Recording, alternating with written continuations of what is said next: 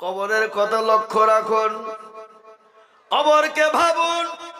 অনেকের মা বাপ কবরে শুয়ে চাতক পাখির নেই তাকিয়ে দেখছে রে বা, গদল নাই অন্তর্গণা যৌবন ফুরায়া যাবে, যৌবনে লাগবে ভাটি, ওই যে ডাকিতেছে তোমায় কবরের মাটি, ওই যে ডাকিতেছে তোমায় কবরের মাটি।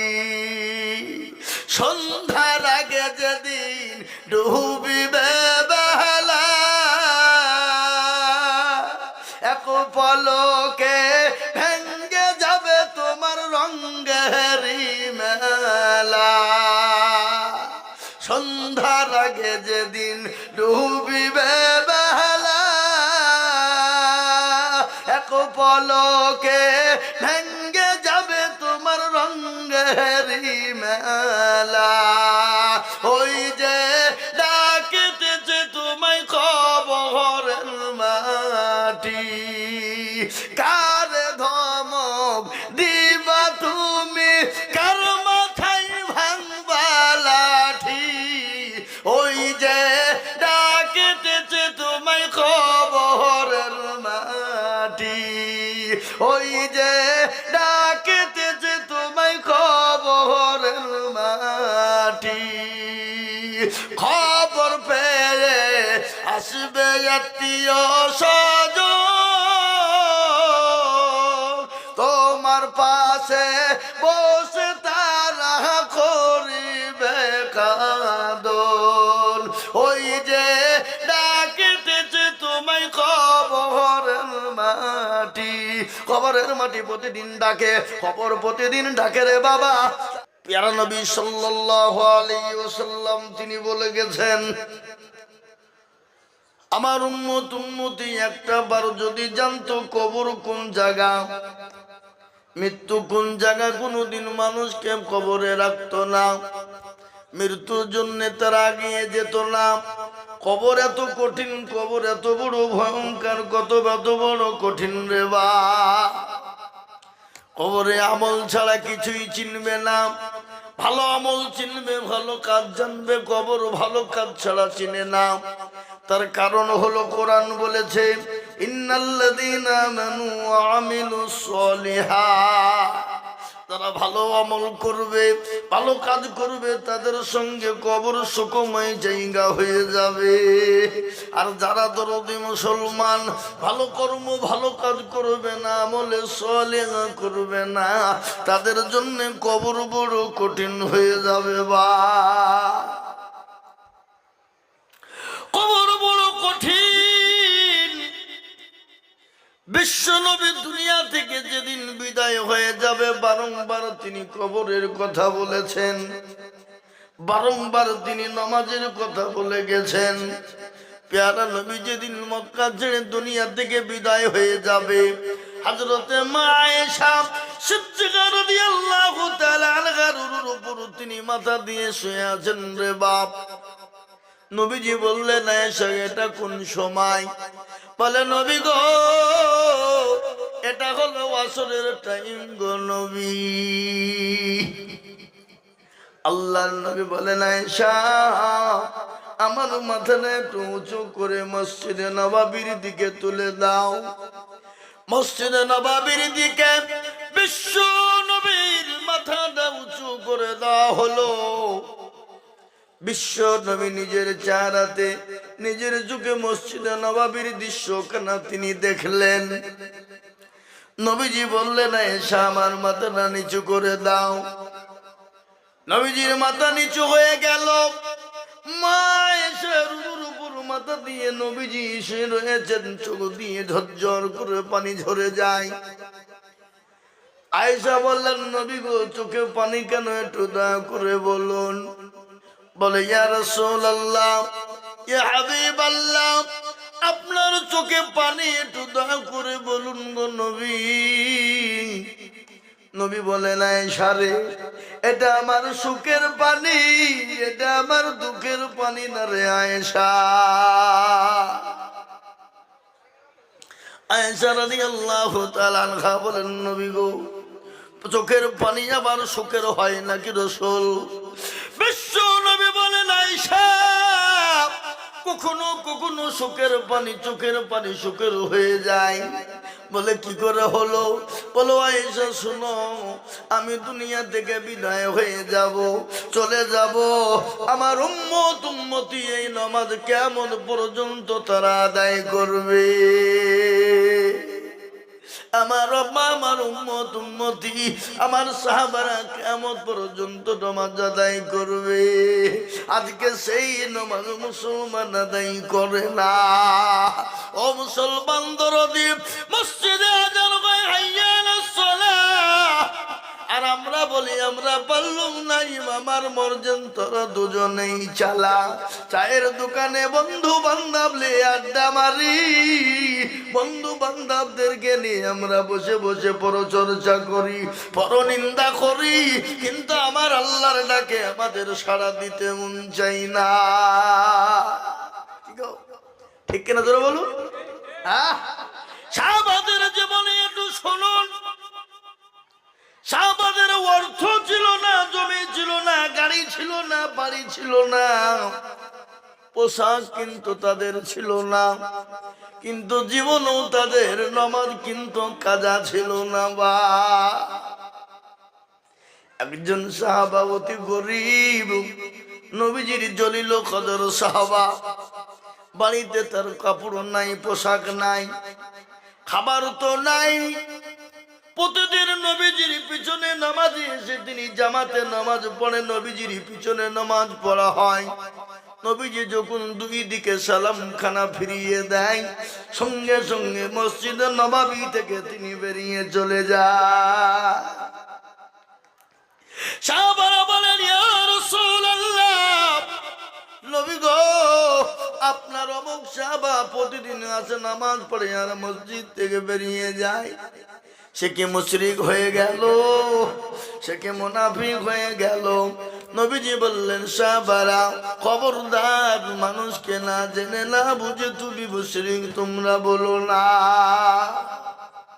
এবার যখন আযান দিয়ে দেবে, মসজিদে নববীতে আসবে, তাকে বসতে বলবে, রাসূলুল্লাহ বসতে বলেছে, তাকে বলবে বসে যাবে। সঙ্গে সঙ্গে আপনার নবীজি সাহাবাদেরকে বললেন, ফজরের আযান হয়ে গেল। আযানটা দিলেন কে? হযরতে বিলাল। ফজরের আযান দিয়েছে মধুর সুরে, এত সুন্দর সুর করে আযান দিলেন। সমস্ত সাহাবারা একে একে মসজিদে নববীতে জমা হয়ে গেলেন। নবীজির জলিল কদর সাহাবা, অতি গরিব, অতি গরিব, তিনি গিয়েছেন নবীজির পিছনে নামাজে দাঁড়িয়েছেন। নবীজি আমার ইমাম, দয়ার নবী, তিনি ইমামতি করেছেন, ডানে বায়ে সালাম খানা ফিরিয়েছেন। সাহাবা সঙ্গে সঙ্গে বেরিয়ে যায়। সাহাবারা বলেন, ও নবীর সাহাবা বসো, নবী তোমাকে বসতে বলেছে, তুমি বসে যাও। সঙ্গে সঙ্গে তিনি বসে গেলেন। আল্লাহ নবী দোয়া তাসবিহ থেকে ফারেগ হয়ে গেলেন। দেওয়ার পরে সাহাবাদেরকে বললেন, ও সাহাবারা, একটু তোমরা জমে জমে জমে বসো। সাহাবারা যখন বসা, নবী বলেন, ও আমার অমুক সাহাবা, তুমি কোথায় খাড়া হও? সঙ্গে সঙ্গে তিনি বলছেন, ইয়া রাসূলুল্লাহ। বলো, ও সাহাবা, তোমাকে আমি প্রশ্ন করব, বলো বলো, তুমি কেন কোরআনের মজলিসে বসো না? কোরআনের মজমাতে কেন বসো নাই? বলো। বলে, নবী গো, আমি মনে করেছিলাম জীবনেও কোনোদিন কাউকে বলবো না, কোনোদিন কাউকে জানাবো না, কোনোদিন কাউকে শোনাবো না। তখন নবী আজকে আপনি জিজ্ঞাসা করেছেন, আমি আর থাকতে না পেরে আপনাকে বলাই লাগবে। নবীজির সামনে চোখের পানি গড় গড় গড় গড় গড় গড় গড় গড় করে ঝরিয়ে দিয়ে নবী বলছেন, সাহাবারে, আমি তো তোমাকে জোরে ধমক দিইনি, আমি তো তোমাকে জোরে কথা বলি নাই। বলো সাহাবা তুমি কান্না করো কেন? বলে ইয়া রাসূলুল্লাহ, আমি জীবনও কোনোদিন বলবো না মনে করেছিলাম, কিন্তু নবী গো আজ আপনি জিজ্ঞাসা করেছেন, আমি না বলেও থাকতে পারলাম না গো নবী। বলে বলো কি হয়েছে? বলে রাসূল আপনি যেদিন থেকে বলেছেন এখন তো নামাজ যারা ইচ্ছাকৃত কাজা করে দিল, কাজা করলো না, সে 2,88,000 বছর জাহান্নামে পড়বে। ওগো নবী যেদিন থেকে আপনি বলেছেন যারা এখন তো নামাজ ছেড়ে দিল, পড়লো না, সে কুফরি করে ফেললো, এমনকি কাফেরের দরজায় সে পৌঁছে গেল। ওগো নবী খোদার কসম করে বলি রাসূল আমি কিন্তু বলতাম না, কিন্তু ইয়া রাসূলুল্লাহ আমার বাড়িতে দ্বিতীয় কোনো কাপড় নাই, দ্বিতীয় কোনো পোশাক নাই। ওগো নবী আমার বাড়িতে আমার বিবিকে, আমার অর্ধাঙ্গিনীকে আমি গর্ত খনন করে গর্তের ভিতরে উলঙ্গ অবস্থা রেখে এসেছি গো নবী।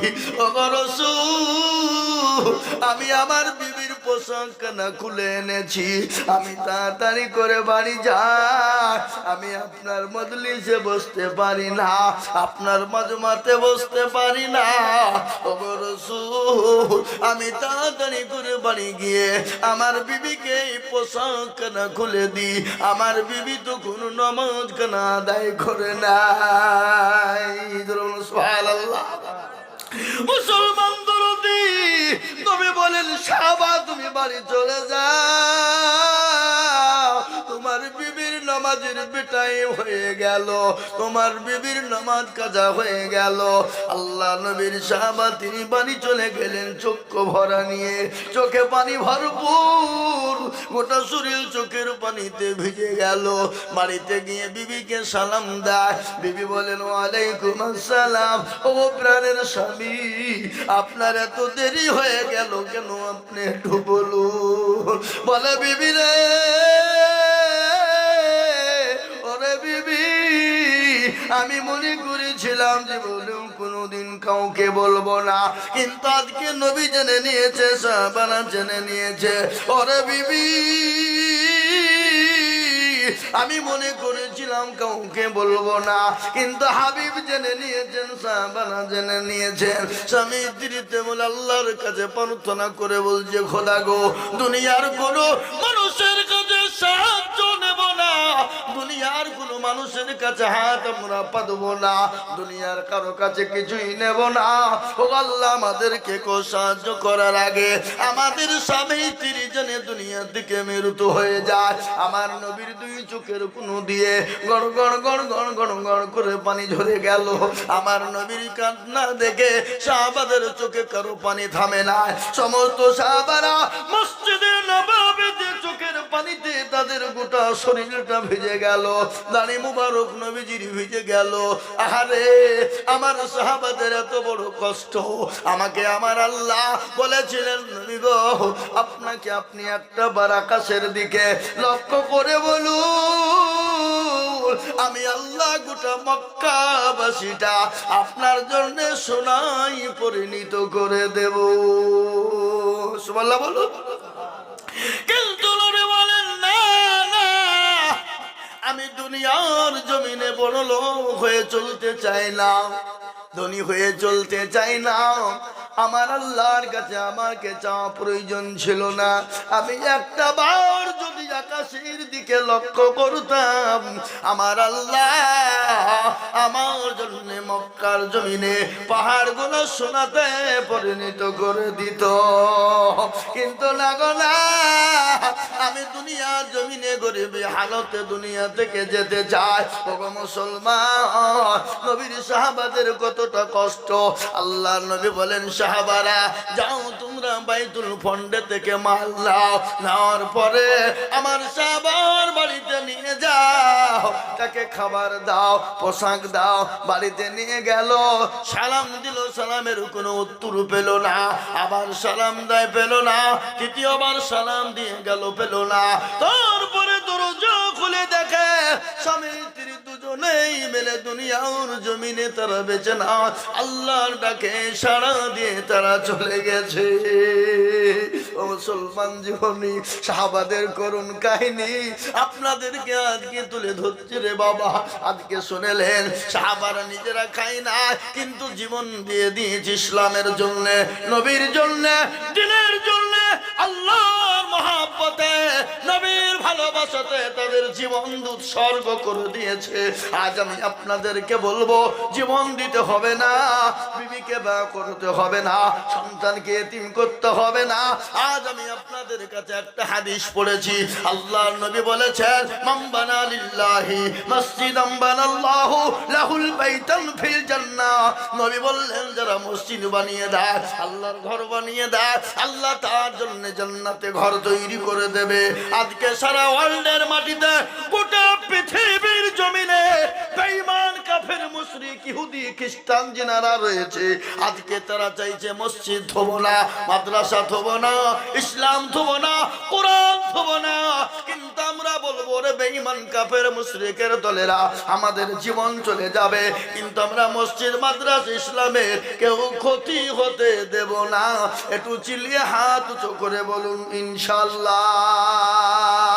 তুলুন।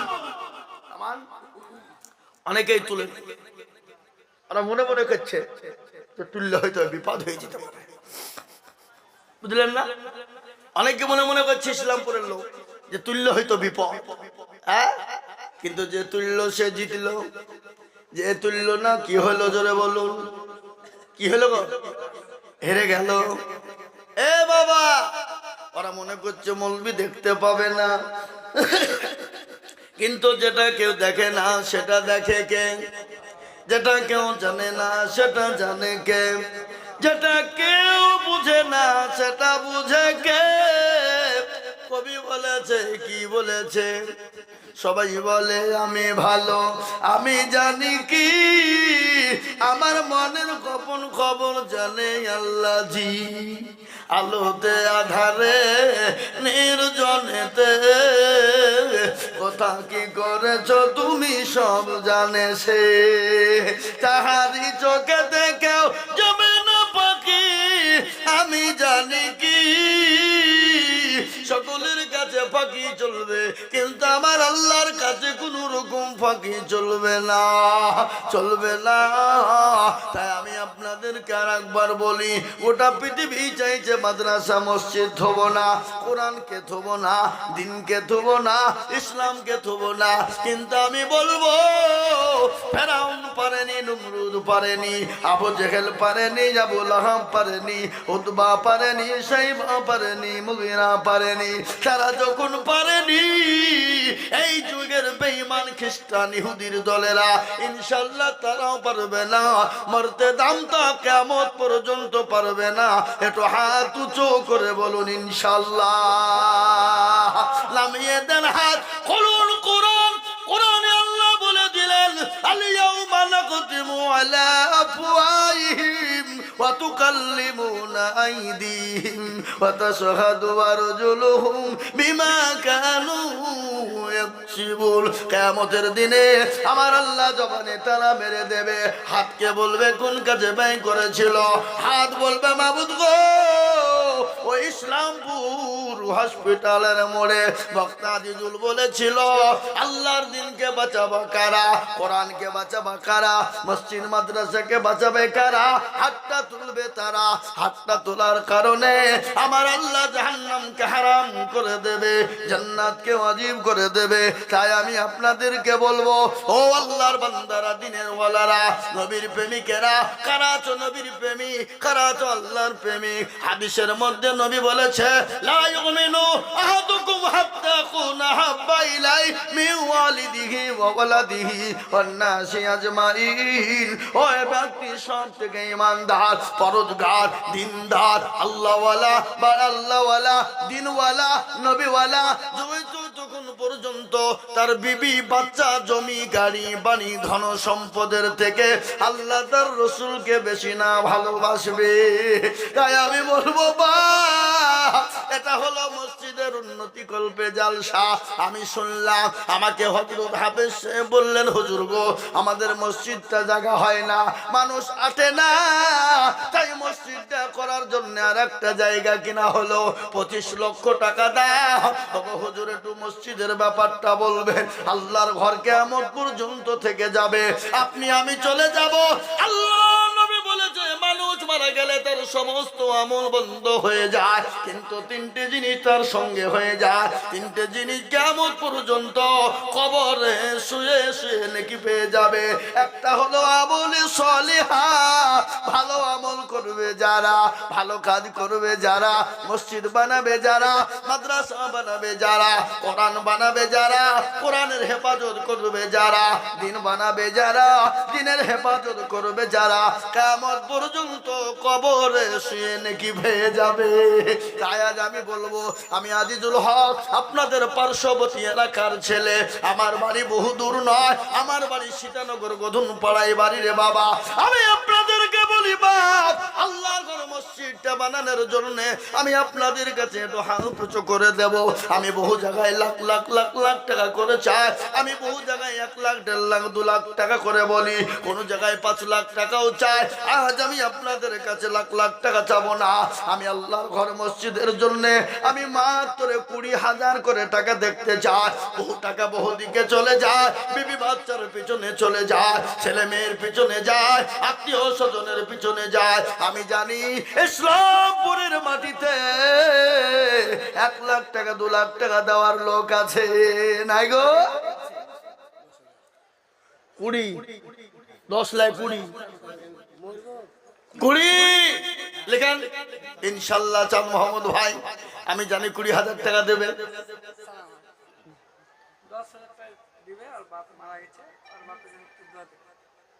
কোথা বাড়ি? মাশাআল্লাহ, কি নাম তোমার? সাজিরুল। 10,000। তুমি কি করো? মাশাআল্লাহ, আমি তো 20,000 চাইছি বাবু। 10 তলায় 20 দেবা তুমি? 1 বছরে দেবা? বলো ইনশাল্লাহ, বলো। লেখেন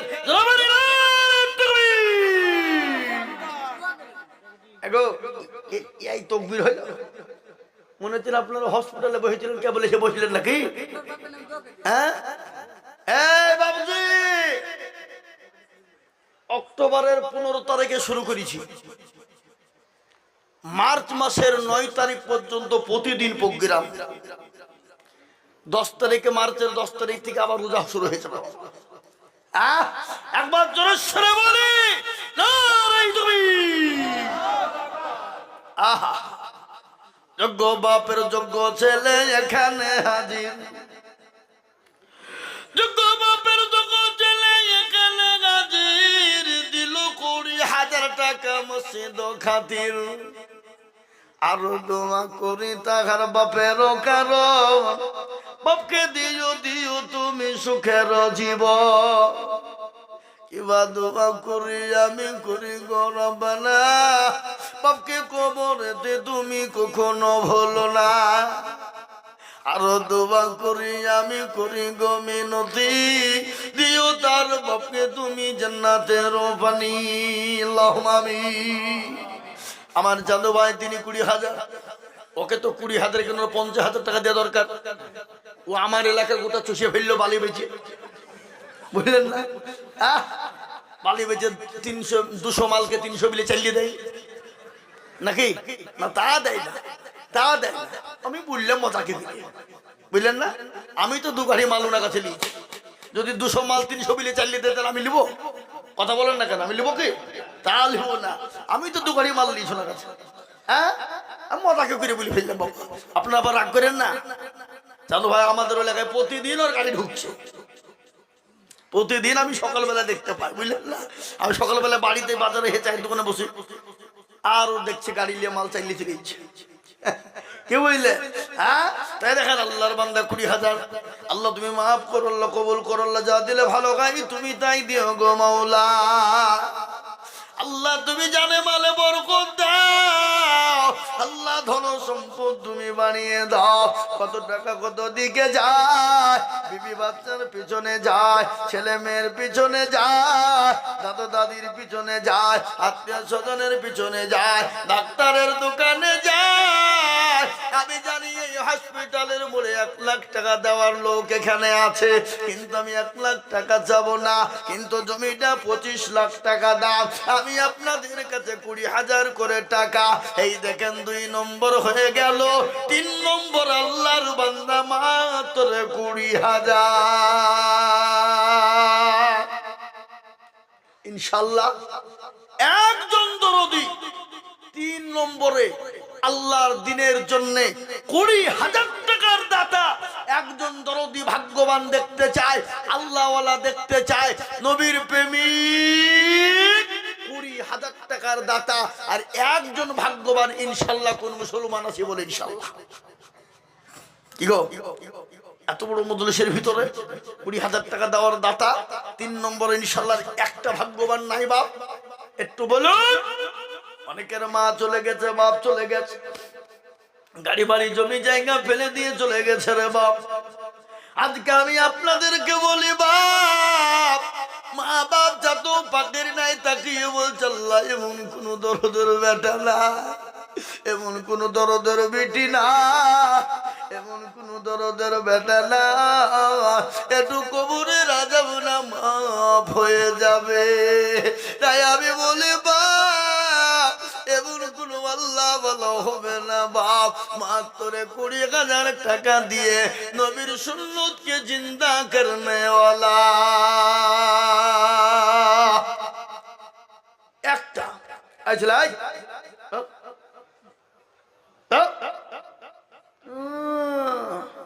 আর উঠা হবে না, পোশাক চাপাইলে এখানে পোশাক করে নিব, কিন্তু উঠতে দেবো না।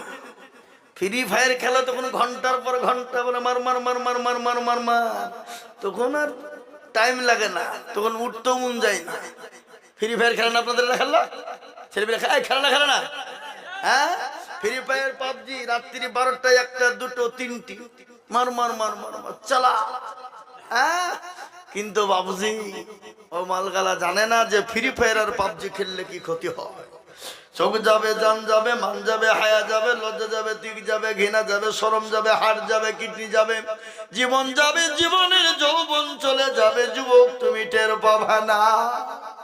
ও যুবক, আজকে তোমাদেরকে বলি যুবক শুনে নাও, ইসলামের ফাউন্ডেশন যুবকেরা, ইসলামের জন্য রক্ত দিয়েছে যুবকেরা, ইসলামের জন্য জীবন দিয়েছে যুবকেরা, ইসলামের জন্য এগিয়ে গেছে যুবকেরা।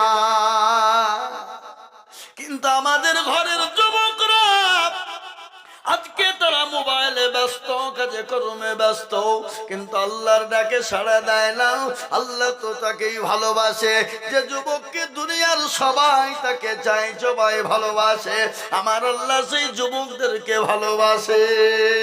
তাই মুসলমান দরদি আল্লাহর ঘর মসজিদের জন্য বাবা মাত্র 3 নম্বর আর একজন দরদি মাত্র 20,000 টাকা।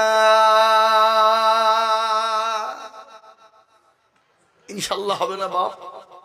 ও সোনা, 20,000 টাকার দাতা 3 নম্বরে এমন কোন বাপজি নাই, এমন কোন আল্লাহওয়ালা নাই।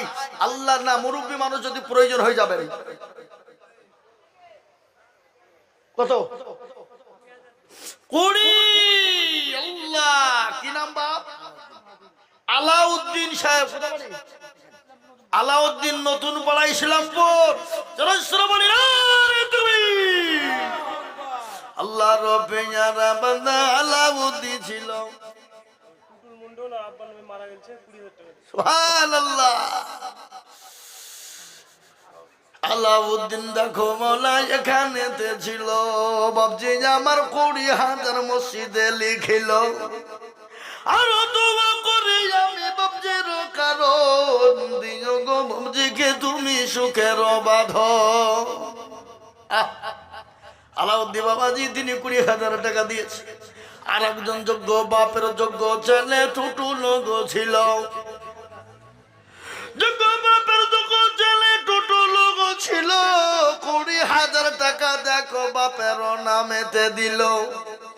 আরো দোয়া করি আমি টুটুলের কারণ দিও আল্লাহ দিও তারে সুখের জীবন। আরো দোয়া করি তাহার বাপের জন্যতে শান্তি সুখ দিও তুমি কবর বিছেতে। একই আমদের মাটি যখন পাশে না চোয়াবে আরে এই দান গিয়ে মৌলা ছায়া হয়ে যাবে। আল্লাহুম্মা আমিন। ও মুসলমান দরুদি আমার ভাইয়েরা আল্লাহ ওয়ালারা, এই দেখেন 4 নম্বর হয়ে গেল। একটা কথা বলি বাবা, আপনাদের দেশে আজান 4 বার হয় না 5 বার হয়? কবার? 5। আচ্ছা নামাজ কত? জোরে বলেন। 5। আচ্ছা বলুন তো ইসলামের খুঁটি কটা? 5। আচ্ছা বলুন তো হাতের আঙ্গুল কয়টা? আরো জোরে বলুন। 5টা। নামাজ হলো পাঞ্জেগানা, নাম্বার 5 এসেছে বাবা। আমি আপনাদেরকে বলবো দরদি আল্লাহ ওয়ালারা 5 নম্বরের একজন দরদিকে বলবো মাত্র 20,000 টাকা। জি, কবরের কথা লক্ষ্য রাখুন, কবরকে ভাবুন। অনেকের মা বাপ কবরে শুয়ে চাতুর পাখির নেই তাকিয়ে দেখছে রে বা গদল নাই। অতর্গনা যৌবন ফুরাইয়া যাবে, যৌবনে লাগবে ভাটি। ওই যে ডাকিতেছে তোমায় কবরের মাটি, ওই যে ডাকিতেছে তোমায় কবরের মাটি। সন্ধ্যার আগে যেদিন ডুবিবে বেলা, এক পলকে ভেঙ্গে যাবে তোমার রঙের মেলা। সন্ধ্যার আগে যেদিন ডুবিবে বেলা,